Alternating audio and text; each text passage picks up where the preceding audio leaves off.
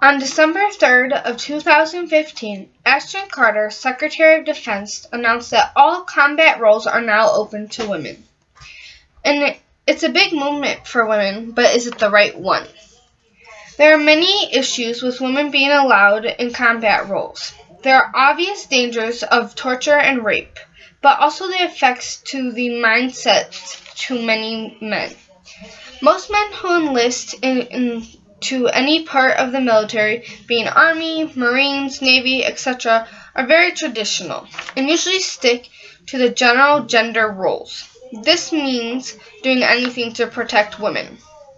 Most men could not handle seeing a woman being tortured versus a man. Men can handle seeing each other getting tortured and not give out any vital information.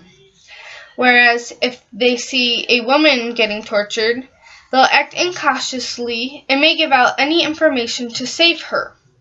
Many may say men don't care about each other. They do, but they both know that they are more than willing to give up anything to keep their country safe. They may not think the same way with women. For example, say they were to give out vital information on a military base, an unknown military base in the Middle East to a terrorist because to stop a woman from being tortured, and then that terrorist goes and he bombs the base, thousands will be dead because a male cannot stand to see his fellow female hurt in combat. According to Sisters in Arms, in certain societies, the enemies are more willing to torture a female over a male, which this could then lead to a main source for terrorists to go after to get their information.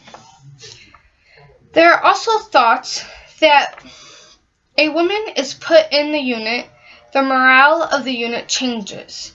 Some may be cool with the female and some may not like her at all, which this could cause tension and then the cohesion of the unit may break. There are also standards. The standards are also different going through physical training to be able to qualify for basic training. Men and women going into the Army both have to do the same amount of sit-ups, but that's it. Men ages 17 to 21 have to do 35 push-ups, while women ages 17 to 21 only have to do 13.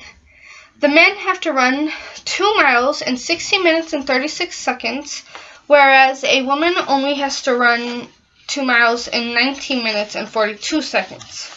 Requirements only get higher as the semi-annual training comes around.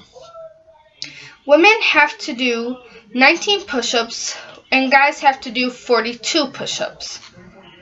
Men have to do more than half of what women have to do. They still have to do the same amount of sit-ups as before. Men have to run 2 miles 3 minutes faster than the women do.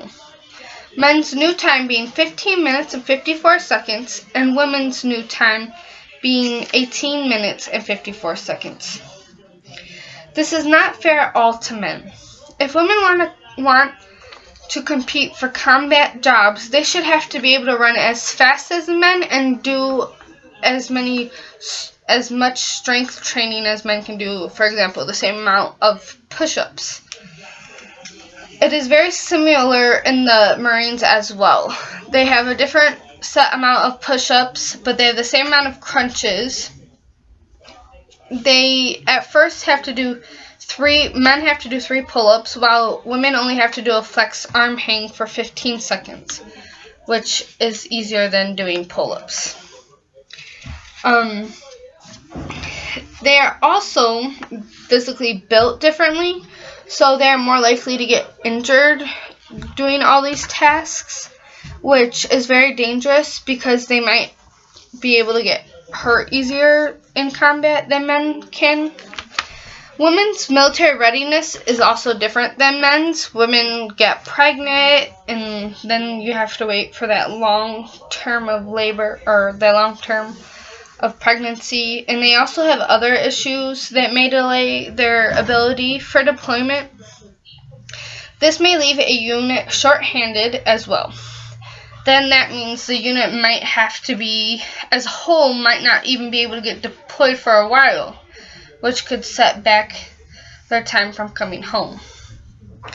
After going through Army data on women, Elaine Donnelly stated, double risks of injury among women, combined with expected absences due to pregnancy and other gender-related issues, would be even more problematic in small combat units with 4 to 12 members, such as M1 tank crews, infantry rifle squads, or cannon artillery gun crews.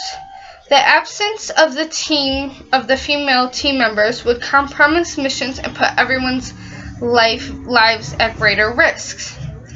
Women are also subjected to more rape and torture, and their PT standards also may be lowered, as I just talked about. There are issues from women being allowed in combat roles.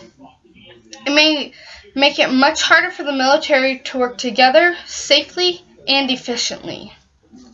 Thank you.